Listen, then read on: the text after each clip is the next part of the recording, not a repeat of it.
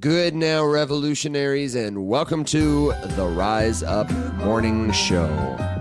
The Rise Up Morning Show.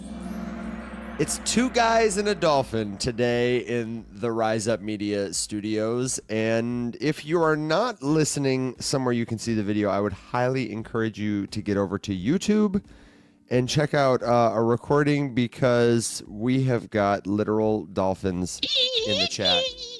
Will, what's going on over there? Yeah, well, like Matt says, I'm the only one ready for the show today. But yeah, so my account, which you are seeing on TikTok as not William Watson or coin_guide, but user 39375239192, my account got banned on Friday. I then filed an appeal and won my appeal immediately. But even though my account says it's in good standing, I can't post videos. You can't look me up. You can only find me if you have a DM history with me. But they're letting you go live. So you're telling me there's a chance? Yep, they're telling me I'm going live. So I filed a support ticket and I haven't gotten any feedback yet. And I sent a DM to their Twitter as well. So yeah, we'll see. In the meantime, you can find me at dolphin_coin_guide. And I was like, well, I've had this dolphin costume just like waiting for a good opportunity to pull it out for a dolphin video. As one does. And I was like, well, I might as well just make this a dolphin account because one, you know, there's so many scammers out there. I hope you don't need to count to 5 today. This is original content. You know, you're gonna know this is original content. And two, you know, you're gonna know that it can't possibly be a deep fake because a deep fake AI would have made a way better dolphin costume. So in the meantime, you can find me at dolphin_coin_guide for all my videos for this week at least. And if my TikTok is gone and dead, it's unfortunate because I have 71,000 followers. I will probably change the name of this account away from dolphin_coin_guide to something more serious. But in the meantime, Oh, really? Dolphin is here to stay. Oh my gosh, I Alex. don't know what happened to my soundboard, but I'm missing my. Well, then I'll give you a little. Thanks, man. God I had to says do factory reset. Forgot. everyone just pretend like this guy is wearing a normal outfit. I would say that is a normal outfit. Eddie says you're wearing it to your day job. This is a normal hand. Yeah, this is normal. Alex, you're you're feeling talking great about it, aren't you? We're gonna all get dolphin costumes. Alex is thrilled. Nothing to see. It's like the slow rug. It's like I spent years building this show with you just for you guys to both just come out as dolphins. Brick by brick, man. Just Oh, yeah. It's turns out you're dolphin both time. furries. Get yourself a sexy dolphin costume. You can't be called a furry if there's no fur. And this train is a rolling down the free Willy from SeaWorld. Yeah, I like the I hashtag meant that Free Willy. You're both coming out as what, slipperies? Yeah, I As- guess Slippery, is that a Slippies. thing? Slippies, Oh, that's man. it. Free will and Slippies. If you've got a crypto question, a suggestion, a good joke, word of wisdom, let us know. This is your place for helpful commentary for answers not. to your crypto questions, believe it or not. And by way of news, we don't have too much. There's a little bit of tariff news, and Bitcoin is doing pretty great in light of it. I was going to kick it over or splash it over to Flipper here to see if you had any remarks on it. But other than that, I think maybe what we're going to do today is a little tutorial in response to some questions folks had to show you how staking works, and more specifically staking your POL tokens. As you may know, the Rise Up Morning Show is powered by our friends over at Polygon. We love Polygon, and even more than that, we think they've got a lot of helpful tools that'll teach everyday people at all levels of experience how to go deeper on their journey to become safe, confident crypto users. So we have got a fun tutorial coming up. I did this Friday for our friends in office hours, so they got the early preview. If you missed that, don't fret, don't sweat. I figured instead of trying to batch that big recording into a valuable lesson, we could just do it here on the show and you'd have a nice little clippable segment. So if you want to follow along, The websites you're going to need, and these will be in the description if you're listening in the future, are staking.polygon.technology. We're also going to show you how to stake on Anchor, ANKR.com.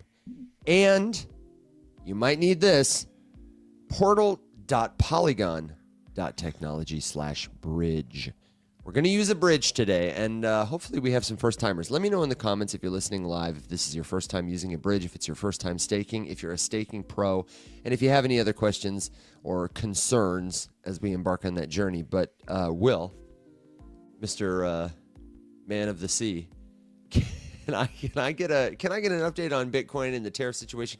Can you talk a little macro to me?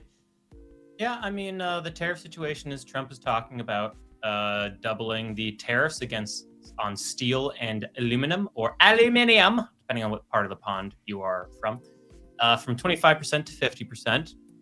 And, I mean, markets haven't really had a chance to react yet. I say markets like it's the stock market that like really is going to thing that people are looking at. That opens up at 9:30 this morning because those announcements came after the close of trading on Friday. So, we'll see how the stock market reacts. Bitcoin, for the most part, has just kind of slid a little bit green over the weekend, just a tiny bit. But, so we'll see what happens. I imagine if markets are going to react at all to it, they're going to not like it, or they're just going to totally ignore it. At some point, the markets are going to just start ignoring the flip-flopping of tariff stuff, right? I mean, right? You'd think so. I think so. So we'll see. We'll see what happens today at 9:30. And then you said there was some stuff about Jerome Powell. No. I think somebody mentioned it. There's a bunch of rumors going around crypto Twitter, which means don't believe them, that Jerome Powell is going to resign today, and Trump plans on lowering interest rates. First of all, Jerome Powell has only ever said he is here for his entire term, so I wouldn't believe that. Also, Trump doesn't set interest rates. So interesting, and hopefully he doesn't go anywhere. Oy, oy, oy, oy, oy. Robert Steckler says, Jay Pizzle. And Daniel says, the dolphin suit really makes the stash jump out. It really does. Beautiful. This is a gross misrepresentation of the facts. Okay, that's honestly all I saw. I saw the only other big news item is all of the drama that has happened with James Wynn. I thought it might be worth touching on. If somebody's curious about Bitcoin or trying to get curious about Bitcoin, a good story can help you learn a lesson better than almost anything else. And let me tell you what, the James Wynn Bitcoin drama is pretty fresh and pretty fun. He's a Bitcoin whale who has taken out leveraged positions, meaning he has put up some collateral to borrow money to make his trades bigger in either direction. And I am curious to see what comes out in the aftermath on, like, I don't know, Glassnode or maybe Zach XBT's sleuthing. But it seemed like the market was literally chasing his liquidation price points. And indeed, he did get liquidated at $104,580 after a 40x leverage trade for, I think, $1 billion. Would have made him a very, very wealthy man. But he has vowed to get his trading back. His name is spelled like WYNN. Did you guys see that drama? Or any of his drama before last week? Because he's been an active trader for a minute, just kind of posting about his adventures. Mm-hmm. Yeah, I don't know. It's a real good lesson just to not be as public with your biggest trades. Particularly when you're that big. There are always problems. There are way more problems to telling people how much money you have than there is any benefit or gain. So, there's a lesson there. But he seems to be in pretty good spirits about it. But I don't know how. But yeah. Yeah, probably as good as can be expected. Yeah, exactly. But no, it was just fun to watch. Yeah, price continuously kept trying to get to his liquidation mark, which was at about $106,000, I think it was. And then markets hit it. And then his next several tweets, I can't say on the show, but they were very colorful and fun. And it was a fun bit of drama to watch. I just don't know why you would do that. Like, nothing about that makes any sense. Yeah, right. He's been very successful. I think he started with like low five figures, maybe even a couple $100, and flipped his way to millions. Yeah, he is a moon. Like either created the moon pig meme coin, or he holds a bunch of moon pig. Yeah. I think Ryan, you're right. It was a marketing attempt to get a lot of people to be interested in moon pig, and now here we are. I've said moon pig 3 times. Yeah, and let me tell you, I may or may not have gambled on some last week when I saw he tweeted about it, and I was like, oh, it was on a big crater, so I was like, oh, this is relevant enough to make a little money, and I think my position was up when I sold it. I think I got like 30% and exited.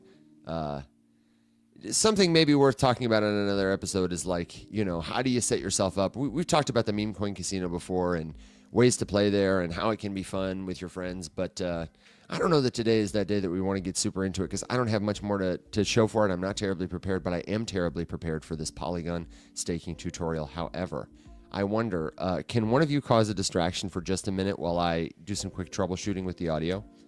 And Yeah, actually, go, Alex. perfectly timed because so this has been interesting.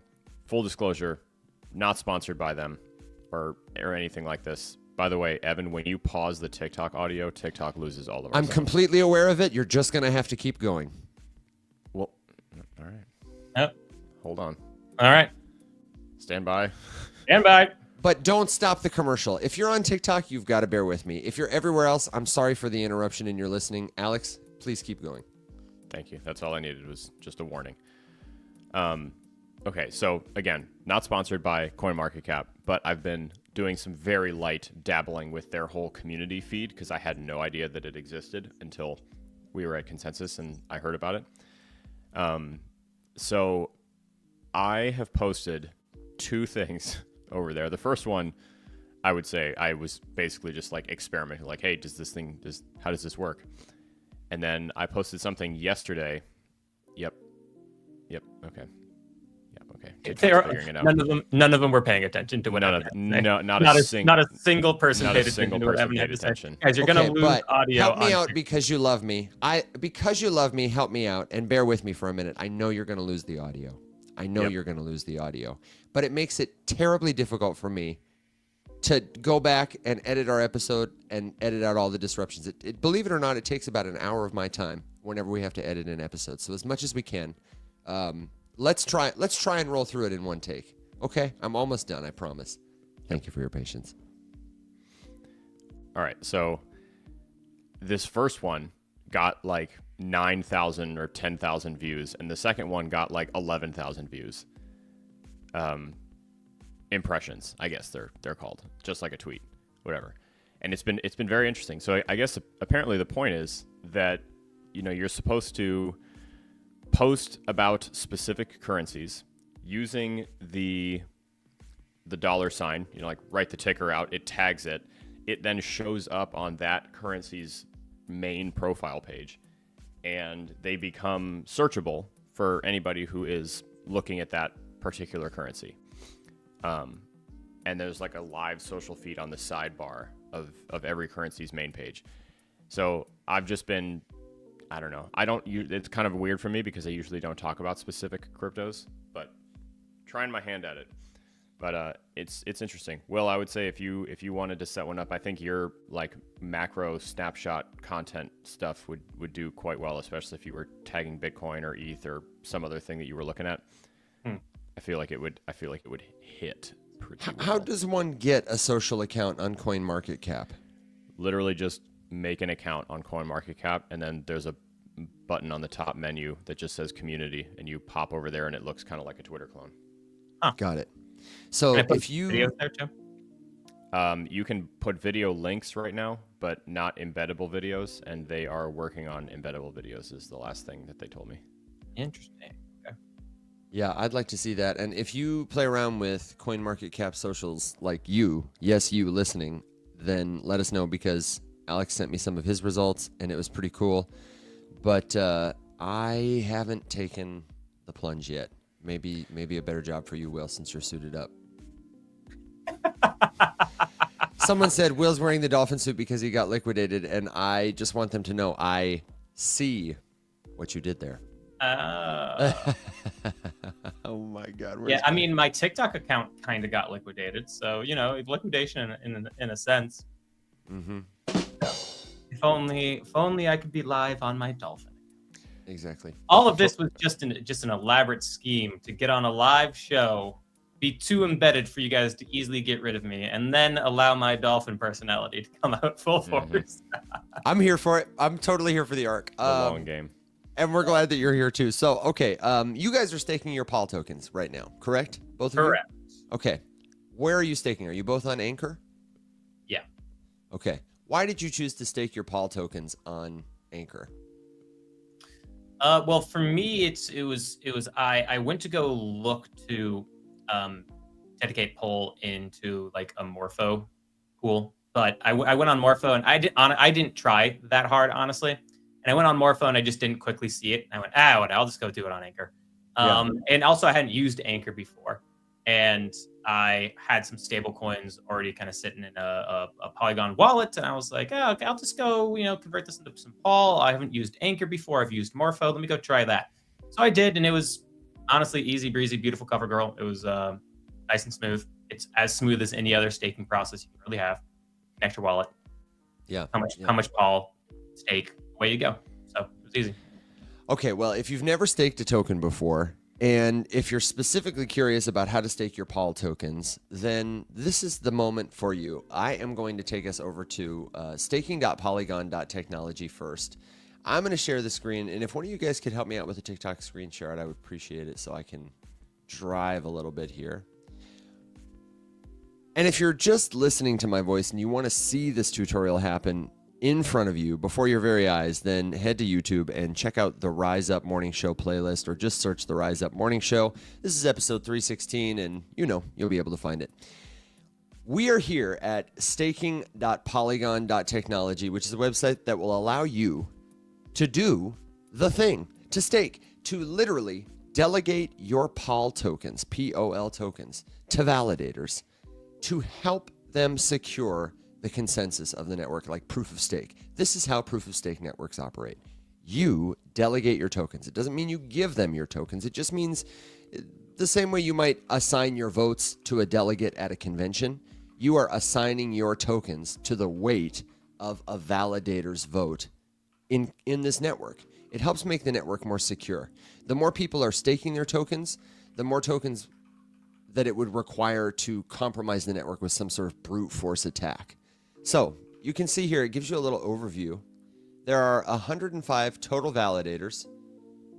These are the people who participate in verifying transactions, adding new blocks, submitting checkpoints on Ethereum. And it looks like right now there are a total of 3.4 billion POL tokens staked by validators and delegators like us. There's a couple other stats here about like total rewards that have been distributed, the last checkpoint, etc., etc. And then you can come down to find different validators. Now, you might have a relationship with a validating company. You might follow someone on Twitter. You might have a coupon for a little extra yield. But for the most part, most people here are just looking for somebody who has signed a lot of checkpoints and who has room in their pool. Are there other kind of warning flags or thoughts that you guys have when you're thinking about, on a website like this, who you should delegate your stake to? The only thing that I usually do, unless I have a very specific reason to pick one or the other, is just try to look into all of them a little bit and see if anyone has any other incentives. Because every now and then, you never know. You might get lucky. Mm-hmm. But no, in general, no. Typically, when I'm getting into something like this, I usually know at least one or two of them, and I just pick one that I am familiar with. But it's pretty hard to miss with these things, especially the big ones. And my other question for this website particularly that I didn't have a chance to look up is, do you know if their commission rate refers to the rate that they pay themselves or the rate that they pay you? It's confusing to me because I would imagine the percentage being like 100 indicates that it all goes to the provider, like that this would be like a private pool that I couldn't delegate in or something like that.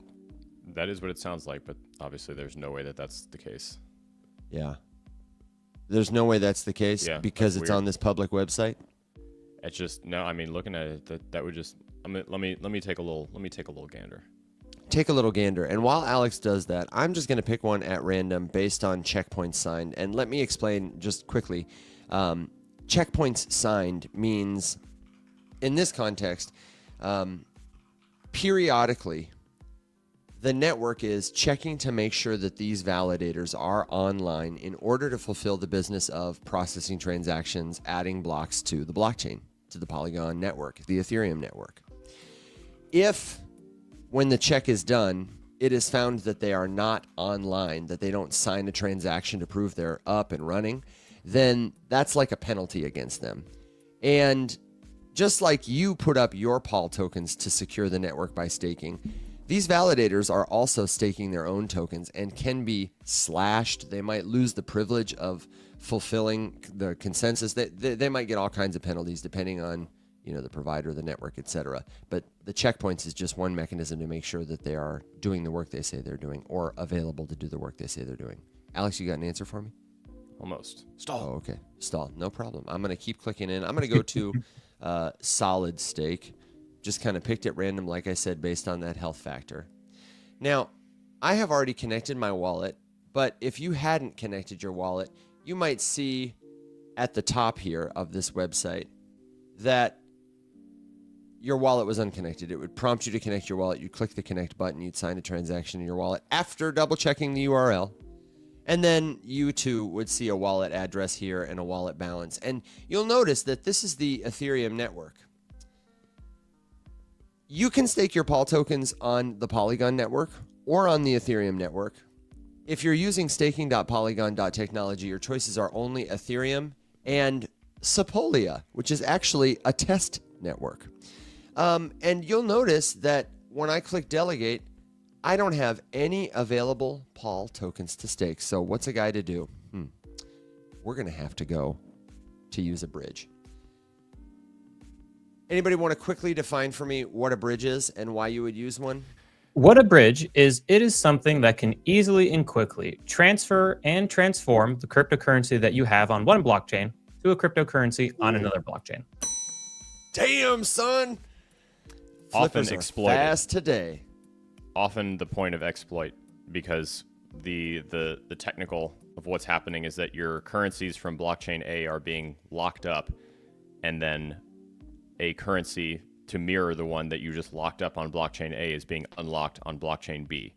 And as you can imagine, anytime when currency is being locked and then subsequently unlocked somewhere else, which is technically different, the opportunity to steal becomes very tempting. And so there have been a number of different instances where bridges have been exploited to sort of like print free money on blockchain B by manipulating the lock on A.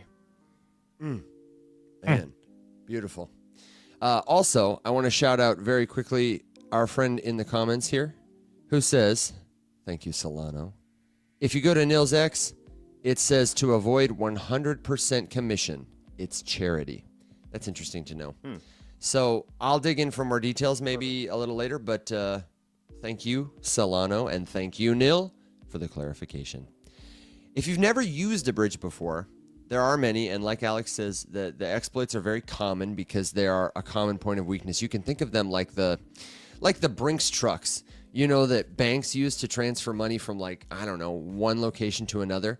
They're vulnerable because the Brinks truck, though it's highly secure, is not a vault. You know what I mean? It's probably a lot easier to attack the money in transit while somebody is like holding it in their hands, taking it out of the truck, than it is to try and break into the vault. So people attack bridges a lot.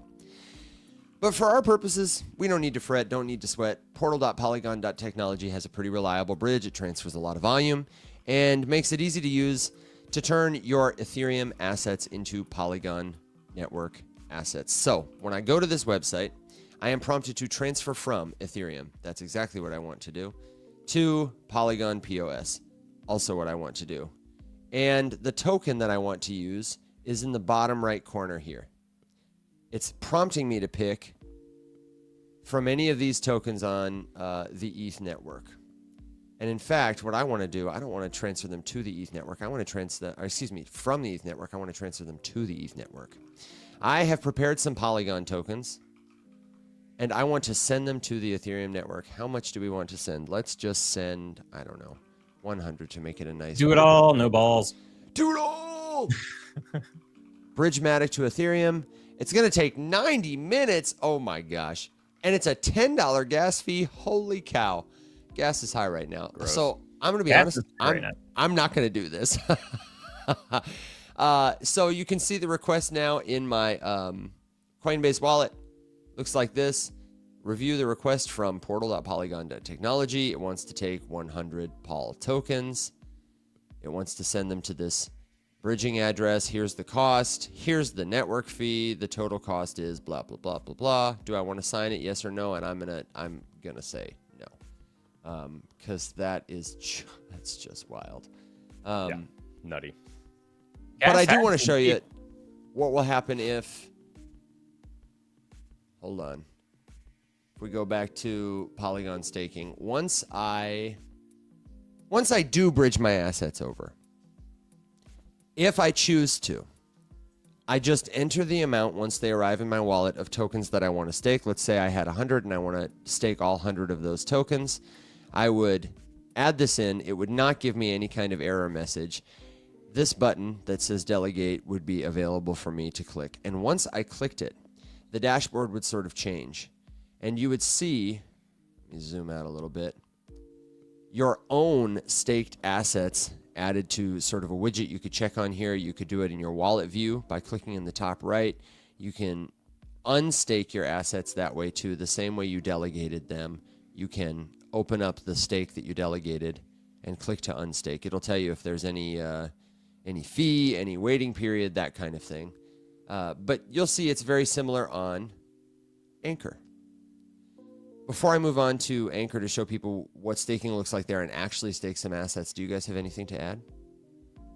No, I don't have anything to add to what you just said. I guess the only thing I'll say is that Ethereum right now, typically, if you're using Ethereum mainnet, you should be looking at gas fees ranging anywhere between like $1 to $10. You know, I feel like that should be your total cost as opposed to the $22 that you saw. Yeah. That's an expensive bridge. Is it as expensive as what we were doing in the NFT market of 2020 where we would pay like $200 or $300? No, but you know, that's expensive now is like $20 for each. Yeah. And you can also set up an alert with like cryptocurrency alerting or another website to ping you when gas is particularly cheap. It's not difficult, and we can help you with that in the Discord. More on that in a minute.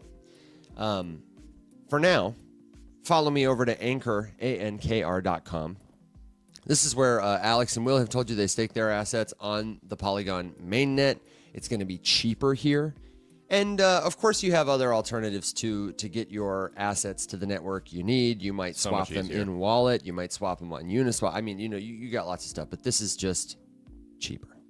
That's why we like it. So I've already got my wallet signed in. Same sort of thing. You'll sign in with your wallet at the top right. And then here, it's it's as easy as this. You don't have to worry about choosing between a bunch of different validators. Anchor is like your validator, I do believe. Is that right, Alex? Do you know? Is it that they run a network of validators? Will, are you got an answer on that one? Whole bunch, I believe. Whole bunch. Can Yeah. confirm. Yeah. Alex is your better bet for that. Yep. So I'm going to go ahead and allocate 100 tokens to this pool. Anchor POL is a reward-bearing token with rewards built in. It's going to swap my POL tokens for Anchor POL tokens. This is a common practice in DeFi. There's both. Sorry. Okay, good to know. Tell me more. They run a shitload, and they also support a lot of other ones. Got it. Okay. This is not unlike the MSOL you might get if you went to stake your Solana tokens over on Marinade, which we've talked about before. It functions as a receipt, and it earns your yield. The value of the token increases over time based on the way people are staking and the rewards that are accrued to those tokens. So I'm going to click Get Anchor POL. It says sign a transaction in your wallet. Okay. So I'm going to review this request from anchor.com, 100 POL for 83.915 Anchor Matic. Looks good, sounds good. I'll go ahead and approve it. And then my stake is pending. Beautiful. Oh, hang on. No more Sorry, screen share. sharers. It's because I closed that last window. My apologies. Everyone in podcast land's like, what? There's a screen? I get a transaction ID, and now I can go to my dashboard where it shows the tokens that I have and what they are earning over time. And it looks like you can stake several different kinds of tokens here. If I want to unstake, let's see. I just hit this little minus button. Unstake them, and it's done. I sign another gas fee, or sign another transaction, pay another very small gas fee, and my Anchor POL tokens will be turned back into POL tokens. That's it. That's it. And you're done. That's it. This is one of those things that I'm constantly whining about.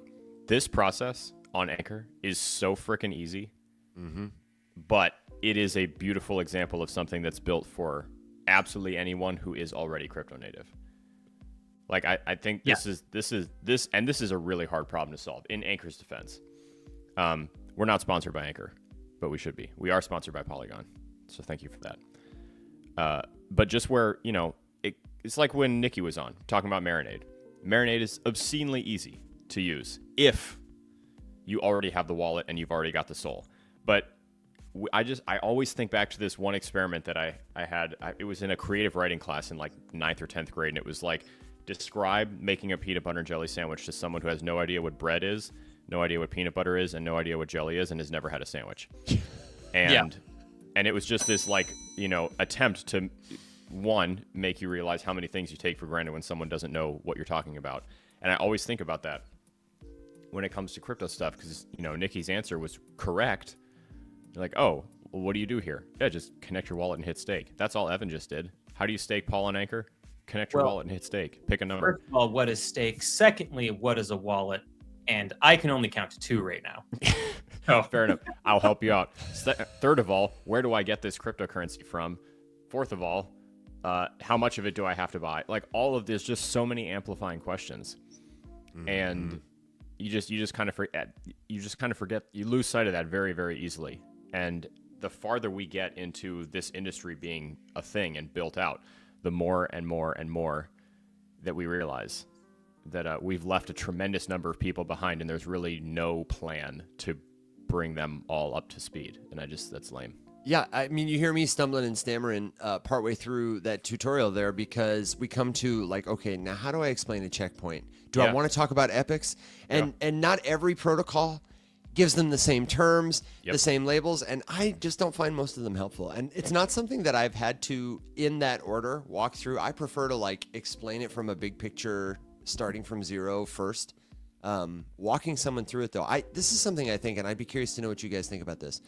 I usually teach crypto from like a explain it first, then show it perspective, but I'm kind of thinking I might start to flip that, because I think I have a tendency, first of all, to be thorough, sometimes concise, mostly just thorough.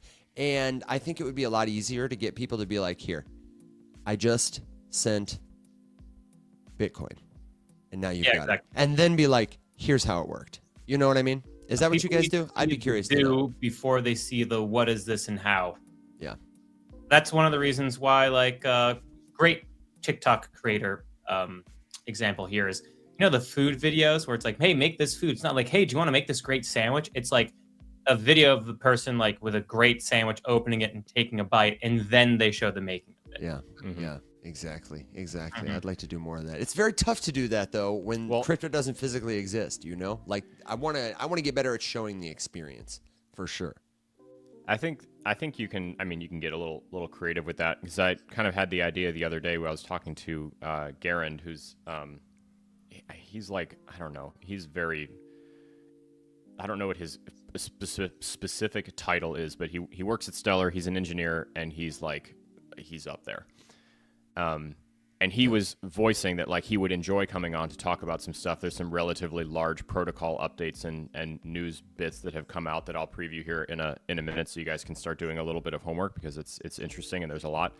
And he was just like, well, you know, it's very hard to talk about it non-technically because these are very technical upgrades. And I was like, you know what? I'm beginning to think that it would just be more beneficial to just give the technical definition, like use the jargon. You can sit here and explain what a jargon term means until the cows come home. And you'll always kind of stop. It's the difference between like learning a language by being immersed in it and learning it by watching someone speak it to you on YouTube. Like, I think it would be better, honestly, to just do the technical definition and show the thing quickly and the way that we do it, and then back it up and answer specific questions about it. Then try to, because I run into the same thing, Evan, where like I'm trying to explain something, I'm like, shit, this isn't, I need to take it a step further back. And then it just ruins the explanation, because you're just constantly second guessing yourself. Like, wait, do I need to go back and break this down, define this word, like do whatever? You know, like just say the thing and then intake questions. And then, you know, for anyone watching it, if you get lost in something, ask a question about the specific thing you got lost on. Then it's 1,000 times easier to go back and break that one thing down than it is to, you know, lose yourself trying to ruin your explanation by trying to figure out how many things you need to break down. Because to your point too, Evan, I mean, to all of you guys who've been watching the show more often, a lot of you are way beyond this, and it just takes up a lot of time to, you know, do super basic stuff. When, you know, for many people, I could just say, yeah, you want to use Anchor, connect wallet, stake, pick an amount, doesn't matter who you stake with or whatever. Okay, cool. Now I have my information. Now if someone wants us to go back and break it down, we can do that. Yeah, I like to start with why. Usually I find that that's been the most effective for me, is like people have heard about cryptocurrency and usually they have some misconceptions. So I try to start with like very clear beginner explainer that also summarizes why. Like the freedom to own the information that represents your money is something I say, or whatever, you know, anything that matters to you. And people are like, oh, I don't own it. And then we got to back into it. I don't know. But if you're starting from like a very technical place, like what is staking? I have seen some really effective visual metaphors. I loved, I don't remember who it was, that maybe it was Gary Vee, who talked about with NFTs and taking a selfie with a Lamborghini versus owning the Lamborghini, the deed in hand. We have, you know, a lot of good friends in the chat who do this kind of stuff. Cosmic had a really nice video where he explained the idea of zero knowledge using some prop Legos and like a shoebox. It was eloquent and simple. And I think there are a lot of cool ways that people are doing this. I don't remember if the name of the creator, it's like 3 Blue 1 Brown or something like that, who does a really good info video about blockchain and uses the Bitcoin network to like help you visualize a shared bank account with your friends and what that would look like if it was a global network of people who all used the same type of information to communicate about value. And it was elegant. You know, it was long, but it was elegant. Stopped me a lot from doing things like that is I'm hyper aware that whenever you reduce something to an analogy as a method to explain something complicated, you usually lose some nuance, and that can be kind of tricky, because of course, like someone who is like way more technically literate than whoever is like just trying to learn it for the first time would be able to pick up on like, well, technically that's not, and I'm like, okay, yeah, you're right, but you know, we got there, you know, you can't. Again, I always think back to that thing where someone was talking about some huge ZK math piece thing, whatever. Someone commented, like, if you can't explain this in 2 sentences, you don't actually understand it. And he's like, no, don't reduce my entire science down to 2 seconds. Like, not everyone is supposed to understand everything without having to, like, know anything beforehand. Yeah. And I was just like, that's fair. Like, you can't... Well, that just depends on the style of your communication that you're going for. Well, yes, but also, like, my uncle has a PhD in math, and if I wanted him to explain to me what he wrote his dissertation on in 2 sentences using no jargon, that's an insanely dumb thing to ask him to do, because it's impossible.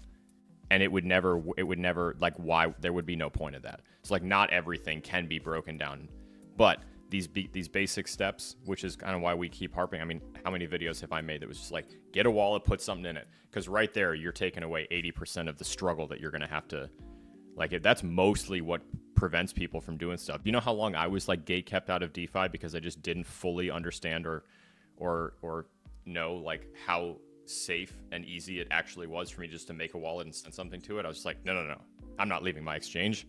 I'm comfy here. It's warm. I'm not making a wallet. That's terrifying. That's where they scam me. And I missed out on so much stuff because of that. No, but I do disagree with you. I think every single thing can be simplified into a simile. It just depends on how much of the stake do you want to cut off to get to, you know, how much of it do you want to remove in order to get the simile out there, you know? Like how much do you want to trim off? then I would counter and say that if you have to trim off 95% of the steak, why would you serve it to me in the first place? Because you have to get people interested, or at least know that you have a steakhouse of which they can come and be fed, aka come and learn all the other things. It's if you don't simplify things in your initial description to people, you immediately put yourself into a niche audience without having the opportunity to attract in the larger crowd. I have an idea to take the analogy further, because I think the analogy took us. What if instead of a steak, you gave them baby food if they were a toddler? And once they grew teeth, you could feed them a couple bites of steak, and then you could dine with them at a 5-course meal. Unless they have flippers and can't grab a knife, but you serve the right food to the right person at the right time. That's and what if you're I'm a saying, restaurant, you can do that. That's what I'm saying, though. Like with this math PhD example, if you take someone who does not know anything about math, and the first thing that they want to be taught is the simplified version of this dissertation that someone who's been studying math for the last 30 years is writing, that's an insane place to start. And it would do you no service to start there. So like if you wanted to go to a very expensive steakhouse and eat this crazy piece of steak, but all you could afford to do was smell the plate, then why would you go there? Just go somewhere else. And it's exactly what you said, Evan. It's understand the level that you're at and then do the thing that is, respective of that level. And I think you could. I mean, Will, you're right. You can reduce something down, but how much of it do you have to sacrifice? And then how pointless is my dumbing down of something to make it digestible by someone who needs to know implies 500,000 other you things? are spending such a large period of time simplifying things when the simplified explanation should really be 2, 4, 5, 6, 7 sentences or so. And then you're like, cool, now that intro people, you kind of have a general idea as to what the theme is. Here, boom. And then, 30-year dissertation. I just can't take. I'm not sure how I feel about like seeing your hands come out of your flipper sleeves. It's like first they're there, then they're not. You can go back. I mean, what if it's one and the other? Like that time I was at Chuck E. Cheese and he took his head off, man. Sorry. Changed my life forever. This is starting to give me a headache.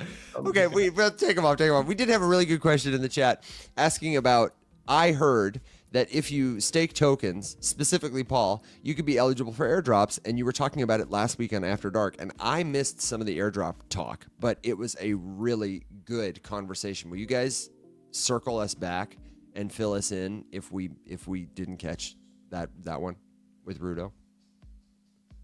Yes, stand by. I thought I had longer to answer this really good question.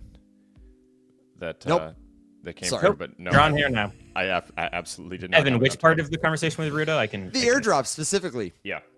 Oh, right. Yeah. Well, Rudo had said that last year. Was it last year or was it 2022? There was one year where he pulled in like 60K from doing airdrops, and it was across like 6 or 5 different airdrops. Jida was one. There were a bunch of others, and I don't remember the exact names. But, a real good strategy of, making sure you can quite possibly make like 50 or 60K in the year is understanding where to go for airdrop seasons.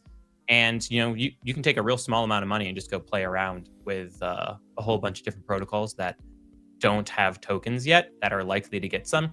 Alex, you'll remember some of the tools on that you can use to pull up what those environments and ecosystems are that are most likely to have an airdrop. But then once Alex gives you that, go and hunt there, play around with a little bit. I only ever play with a little bit of money. Biggest airdrop I received also was on Jida, where I think I staked like maybe $400 of Solana, and I was given $15,000 or $18,000 in the airdrop. It was crazy. Wild. Yeah, it was nuts. And honestly, there's people who staked like 1 Solana that at the time was like, I don't know, $90 or $70, and then we're given $15,000 to like $18,000. Like, and that's an extreme example, but it's out there. It happened to me. I've experienced it. Alex, what are some of those tools that you can use to kind of hunt for airdrop seasons? So DeFi Llama has the biggest, most comprehensive list. What you'll notice is that as you're scrolling around on DeFi Llama, they've started tagging things with a little guy in a parachute or a little parachute logo. And that's just sort of indicative of like airdrop possible, or, you know, there has been some capacity of it. It's been either rumored, it's been confirmed. They haven't done one and are like a likely target for it. DeFiPrime.com also has a much smaller, more curated list of Solana airdrops possible, and then EVM airdrops also possible. And those are just, I think they try a little harder to do something that's like been confirmed more, or less of like I don't know, maybe.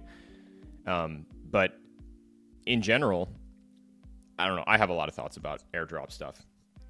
Just that, you know, Rudo talking about how much money that was is indicative of like getting it and selling it all immediately. And in general, I'm excited for things that like maybe try to break the classic airdrop mold, because in general, my impression of airdrops and airdrop farming has always just been crypto Twitter finding more ways to pay themselves a lot of money while everyone else misses out and just feels like they're dumb.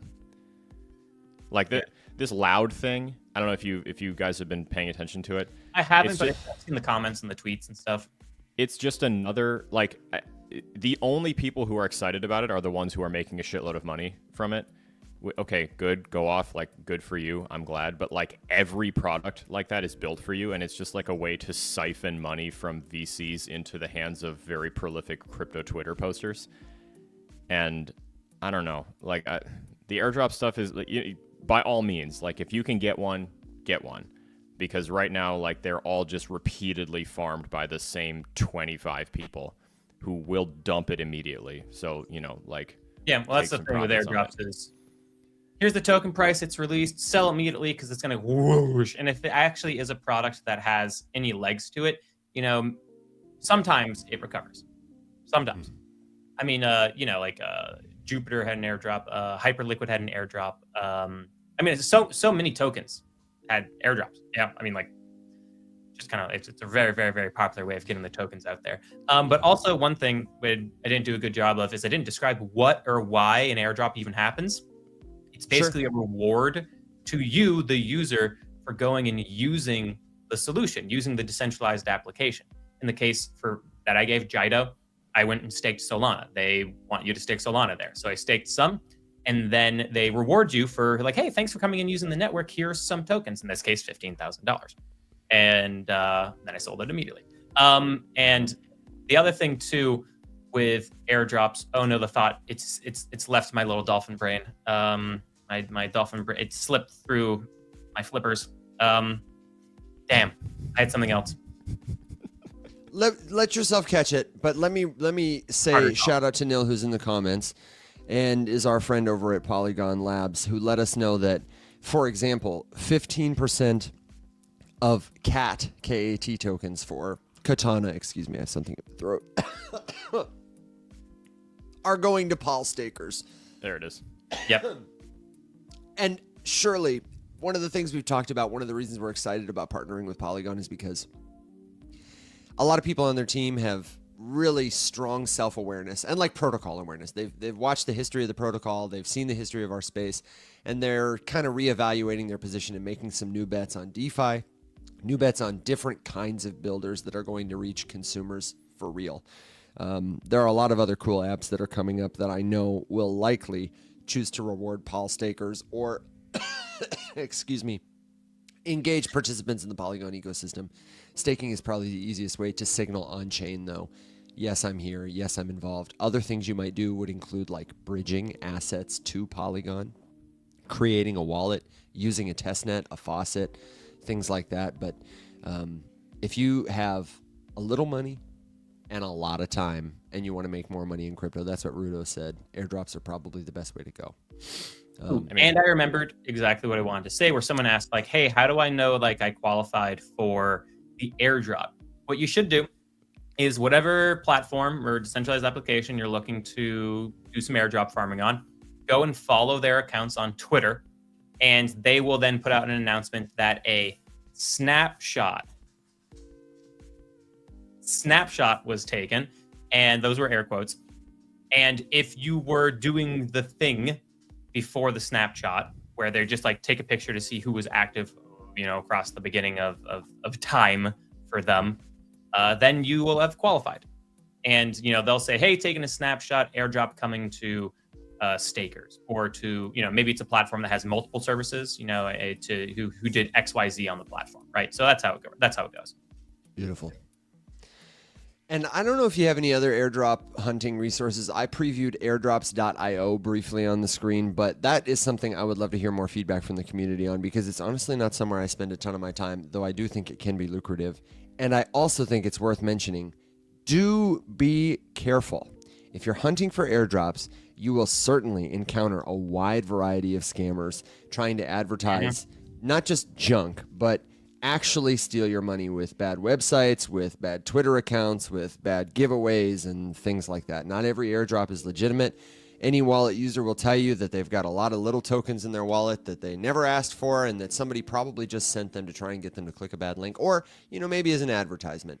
I think we're going to see a lot more spam advertisements, the way one time you saw a lot of flyers on your mailbox and at your windshield. Yeah, Thoughts, on-chain Alex? advertising has not really started yet, and it's a massive opportunity. Yeah. I have absolutely no doubt that it will start. Luckily, God, I'm gonna hate that. That's gonna be awful. Well, I mean, the cheaper and more available gasless transactions become, the better, or the worse for that particular thing. You're going to see a lot more of it. I've run some. It's expensive, but like with a very specific set of wallets, with people holding a very specific thing that would make them interested in something else, you can send them a transaction that gives them some kind of information. I think it's genius. But of course, as with all things that are genius, there is a downside, and nobody likes spam. The benefit is, though, that you can stay anonymous while you get spammed, so it's easier to escape. Like if you get inundated, you can just make a new wallet and move on, and they can't necessarily follow you. So I don't know. I would say familiarize yourself with the term dusting.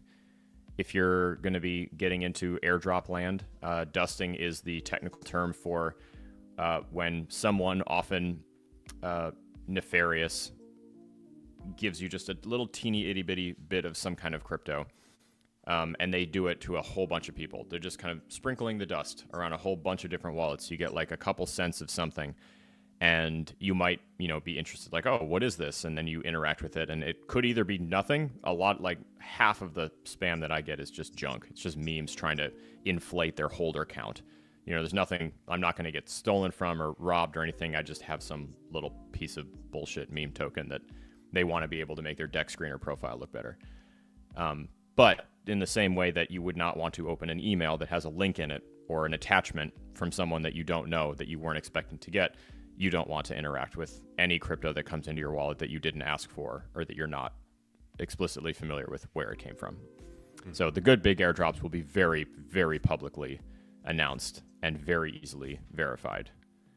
Our friend Nill also, shout out Nill, just dropping continuous hot tips in the comments, said check out Kaito, Kaito, which is sort of a mindshare measuring tool that mostly aggregates sentiment from Twitter, now X.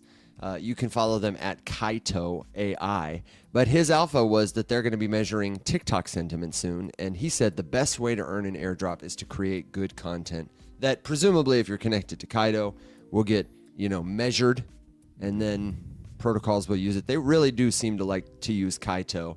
Their thing is yaps.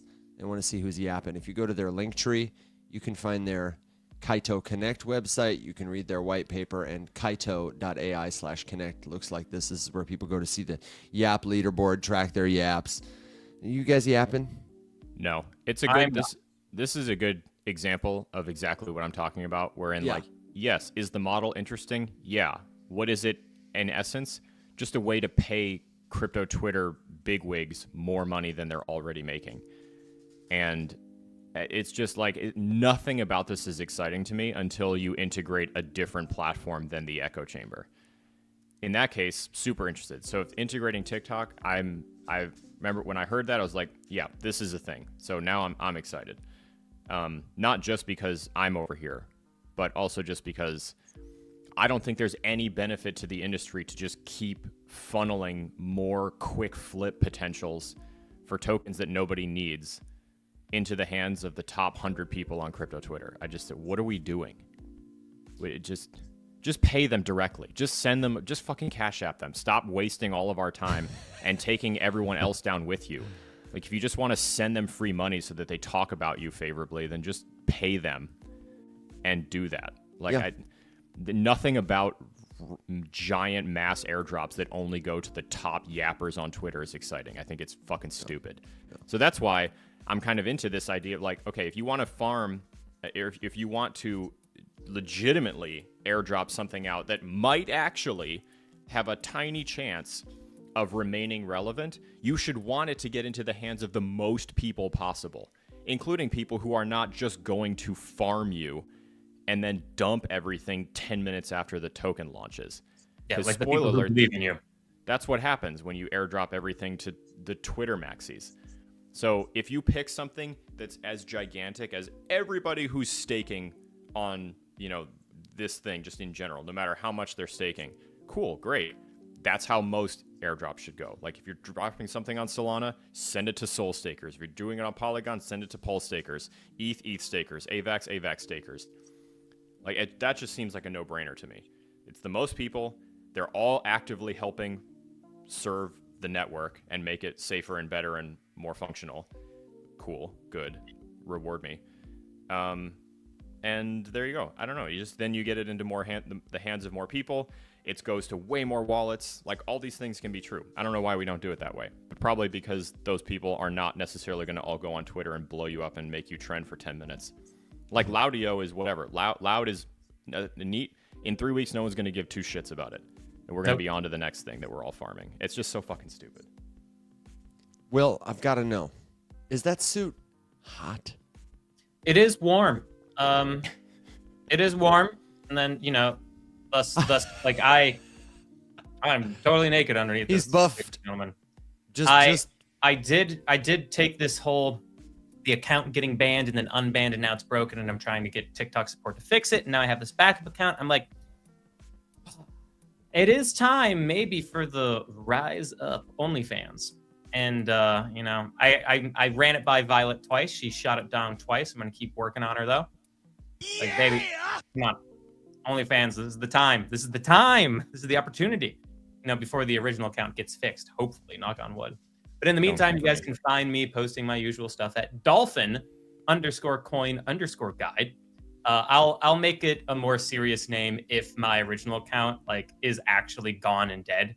If it is gone and dead, rest in peace, my 71,000 followers. Sad, but I'll make this backup account more serious if that is the case.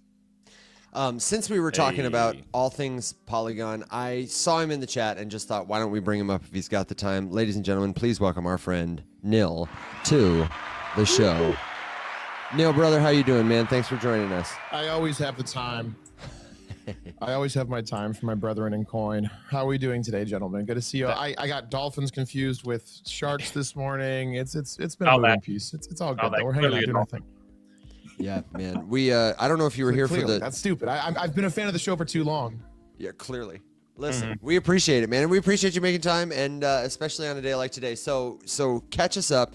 We went through the staking tutorial. We talked a little about airdrops. Did we miss anything? Do you have any other tips or tidbits that you would add to make the experience easier or better for folks? Yeah, what I'll say is like every just to give like an overview of like how we do these programs, right? Like anybody can airdrop to stakers on chain. Like anybody can, right? Like if you can tap into that ecosystem, it's very accessible.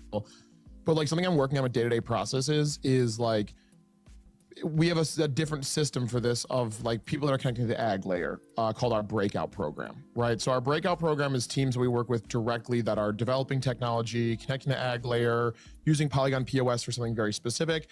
And we're highlighting their airdrops directly on our website, right? And then we're promoting them. We're having conversation with those teams. We're talking about the why behind their token, right?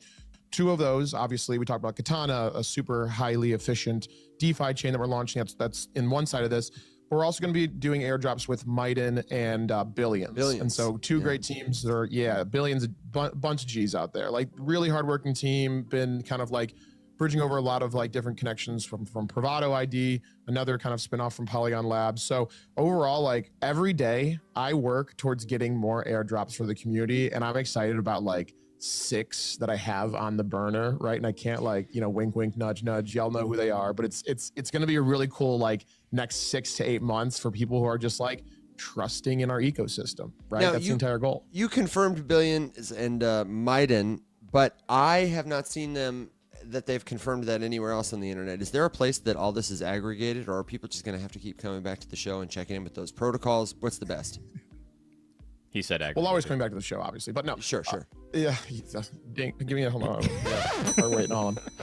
There we go. I was looking for my hole and I couldn't find it. Yeah, exactly. Way too loud there. Yeah, so it's all on the Polygon staking platform that you all reviewed, right? Beautiful. So you can go under community airdrops underneath your account, and it'll have all those details that coming through here as well. So obviously it's located, it's listing Miden, Bravado, and Katana right now. We already had like a ton of other airdrops that have gone live in the past, but again, just like keep your eye on those platforms, because then it's going to like start popping up more and you'll have more opportunities, and we can dive deeper into like why those platforms make sense as well and bring them onto the show for conversations. I know we're talking to the Billions team about getting them back on here too, just to kind of talk about that connection with the ag layer. It's a really exciting time, obviously. So I appreciate y'all overviewing that. Excellently done, as always. Can I ask you one last question, which is about commission? Did we have that right? That indicates, what does 0% commission mean to 100% commission? Yeah, essentially it's like the over. Yeah, you're good. So it's essentially overviewing like what percentage of those fees that you would typically obtain yourself are going back to those validators, right? And so like there's a commission model, right? And essentially you want to find something in that 5 to 0% overall goal. Now with that 0%, like it's gonna fluctuate, right? And so we're not always gonna have 0 fees going back to the validators. It just kind of has a adjustment for attraction, right? Like we do with all of these different staking and yield platforms, right? Like we have Turtle going live here on Katana, right? And you have massive. Go ahead, Alex. Well, it's just a great opportunity, as you said, Turtle Club. There, one of the things we were just talking about in Discord yesterday and the day before was about where the yield on Katana comes from right now, because obviously pre-deposits are live, and there's some very juicy APYs, and I always caution people, like when you see double-digit percentage points on yield, you have to stop and ask yourself, wait a second, where the hell is this yield coming from? And if you can't figure that out, it's coming from you. You are the yield. But in this particular instance, one of the things that you can do in the beginnings of a platform like Katana are take advantage of those crazy yields, which are just funded by the platform to incentivize and attract early adopters. So luckily, that's published and you can read about it. But because normally I would say, what do you mean? You're paying me literally 42% APY on my USDC deposit? That's not real. Get the fuck out of here. But when large platforms really want you to use them, they can pay you handsomely to be the first one through the door. And obviously, a year from now, that yield will not exist anymore. But it pays to be early, as they say. Mm-hmm. And that's exactly what I was going to highlight, just that rotation of like highlighting platforms efficiently, right? Is like, hey, we have all these new things we're trying to launch. Like, hey, come test this out. All right, it's at 46%. All right, as time goes on, it tapers off and we still have a consistent relationship with them and still consistent yield. It's just a little bit different percentage. And we're going to do this with, y'all have seen the Katana ecosystem map. There's big players there, right? Like it's a lot of massive players in the DeFi ecosystem. And so this will be something that we're doing. And I think I want to encourage our people out there. This is how you get comfortable using this technology, right? You move from app to app and like you do blockchain transactions. And like, this is how we build essentially deeper knowledge of why blockchain makes sense other than just buying and selling and holding tokens. This is an educational process. And I appreciate everyone being so receptive. Like to see people in the chat being like, yo, I'm all in on crates. Yo, I'm all in on this, like Katana Avenue. It's like, gets me excited, man. We're really optimistic about how this is all going to roll out here. So, And one other thing I want people to know too, is like, you don't have to move massive amounts of money from like these apps to yes. And massive amount, like massive is a subjective term. Massive is whatever is massive to you, right? I've qualified for airdrops. Like I said, I mentioned the Jida one earlier, $15,000, $18,000. I staked like $200 worth of Solana. I go and when I do airdrop farming, I just throw like $20 here, $30 here, $10 here, $20 here. If I'm doing a lot of airdrop hunting, and sometimes they reward you, based on the amount of money you put on there. Oftentimes, they just reward you for being there. And everyone gets the same reward, right? It just depends on how they do it. But if you're bouncing around from app to app to app to app, maybe that's something you haven't done a lot of or ever. Do it with small amounts of money in case you make a mistake. It goes away, like, oh, that was a sandwich, whatever. Do that, get comfortable. And then as you get comfortable hopping around these applications, build up that knowledge experience, build up that muscle memory, and you know what you're doing. Then maybe if you want to do that with more money, you absolutely can. So go ahead and do it. Practice with small amounts just to make sure that you avoid a costly mistake. And you're still putting yourself in a great position to make some money via airdrops. So good luck. Beautiful. If you have a final thought, a last minute question, a suggestion, a good joke, a word of wisdom, then let us know before we ride our dogs and ponies off into the sunset, because I've got to do a little medical appointment today. I got to get a quick MRI, so I got to close the show down early with the guys here. Nill, as our honored guest, do you have a final thought for us, for our folks back home today? No, man. Final thought is just keep educating yourself. Obviously, this is all the ways that we do things here today. Like, I love the embrace of how we're trying to educate on this platform, and it's actually funny because Alex and Evan and Will too. It's like we're kind of like fighting the fires on Twitter of people saying like there's no education going on TikTok. Nobody's doing the right way. It's actually hilarious to me, and it's funny. Like, you got like Brad and everyone saying like, oh, I'm gonna come over and take care of it, don't stress. And I'm like, dog, like, can you at least like try to explore the platform for more than a brain rot minute to understand that there's actual value going on here? And I keep commenting, I'm like, yo, these MFers are doing it the best, and I'm here to guide if you need extra assistance. So like, you all know that you're in the right place. That's the main thing for all of our people out here. You are in the right place, receiving the exact right content to get you to the right future of how decentralized finance works. So just keep on the path, fam. Thanks, brother. It's good to see you as always. I've got a question for you, Nill, before we let you go. Just to confirm, because the most common question about all of this that we're getting is, does it matter? Does the platform matter? And I know we've talked about the difference between like native, staking as you bridge over and stake on mainnet versus an anchor stake versus a morpho stake versus something else. Are there any that do not qualify? Like the one that we identified that would not qualify you is if you're doing one of the interest earns on a centralized exchange like Coinbase or Kraken, just because there's no wallet address associated with it, so there's nothing to drop to. Is there anything else that people should know about as they? Yeah. I'm fairly certain that centralized exchanges are not going to qualify, but I need to confirm that on my internal team.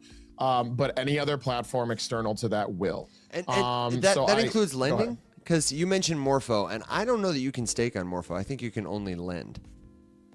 But I believe it does too, okay, for lending. So I believe that is confirmed. So I will, I'll confirm. And when Justin comes on here later this week, he's the head of marketing for Katana. He will have a full overview over, like, ask him directly, and then they'll have a full overview, and we can break it down by different type of platforms. Beautiful. Okay. Thank you. Stick. I also want to say to your mom, Alex, that I have wallet connectivity issues all the time. If Wallet Connect doesn't work, if switching to your browser, your different browser doesn't work, if switching to desktop or to mobile doesn't work, if another wallet app doesn't work, then it's a bigger problem than just you. But those are the things I would try in that order. This is a weird one. The Phantom wallet didn't even show up as an option as a wallet that could possibly connect to Anchor. So I had to send things over to my MetaMask wallet. Yeah. Here's the problem is that a couple months ago it did. Right. And when you clicked on the MetaMask connection, it gave you, do you you want Phantom or MetaMask? It like lumped the two in together. And that's what I did. And so like my Anchor Matic is sitting in a Phantom wallet that can no longer be connected to Anchor because now the option's not there. So Nill, if you know anyone at Anchor, hook me up. But the workaround, which I just haven't wanted to test because I didn't want to mess with the stake or anything like that. Since you have that liquid staking token, that Anchor, and the swap is to just like trade it for the other one, you can just send the Anchor Matic to a MetaMask wallet or a Trust wallet, something that can connect to Anchor, and then swap it back into the actual staked asset from there too. But just before I'm gonna test and confirm that if I can't get a hold of anyone to figure out why the option disappeared, because it's Evan, to answer your question, it's mobile, it's all browser extensions, it's multiple different platforms. It's just straight up not an option anymore. Yeah, interesting. Interesting. Okay. Do you have another final thought, Alex, for the audience? Nope. Will, what about Yeah, you, the man? only thing I have to say is I'm still in TikTok jail. I have filed the support ticket. I've reached out to them on Twitter. So hopefully I can get my original account back. I have faith that it will. In the meantime, you can find my backup account at dolphin_coin_guide. Thank you for the assist, Evan. If that has to become my main account moving forward, that'll be sad, but I'll make it more serious. But for now, Dolphin is silly and fun, and you know I'm not an AI deepfake, because AI deepfake would make it look way better than this actually looks. So yeah, fake That's I'll exactly what an AI deepfake would say. I've been AI this whole time. But yeah, and then, you know, if I get really, really sad about me missing my account, this will just become like a weird, like furry, just, you know, OnlyFans Slippery. kind of thing. Slippery, you know. So we'll see. You know, this could really Alrighty open a whole new batch Quick, of paths. Evan, turn off the show. Quick. Anyway, turn off the show, Evan. Shut Evan, it down. turn it off. I actually have to give one final thought, which is a very quick educate. I'm going to do an Alex. My final thought is going to be someone asked, what's the difference between lending and staking? And the difference is just a technical thing. In effect, the outcome is largely the same for you. You're earning interest. But technically, lending is the process of loaning the assets you own to another person to use however they want. Staking is a specific kind of, not lending, but delegation. Technically, slightly different, but functionally, you're assigning the tokens to somebody else to use for a determined amount of time so that they can validate and secure a blockchain network. We talked about it at the start of the show, and we've talked about it in other episodes, and I promise you, my friend, we will talk about it again. If that's something you want to get into the nitty-gritty on, you're in the right place, and we would love for you to check out not just the Rise Up Morning Show Monday through Thursday on your favorite social media platform, but check out the recordings. Check out Rise Up After Dark. Check out the Discord server with learners at all levels of experience where we break this stuff down, where we back and forth it one step at a time. My friends, it's a global community, and the only thing missing is you. We'd love to see you there, and even if we don't, check us out on the riseupmorningshow.com. That's the best way to get started, and then come back to the Rise Up Morning Show. We will see you then. Everybody, until next time, stay safe, be well, my friends.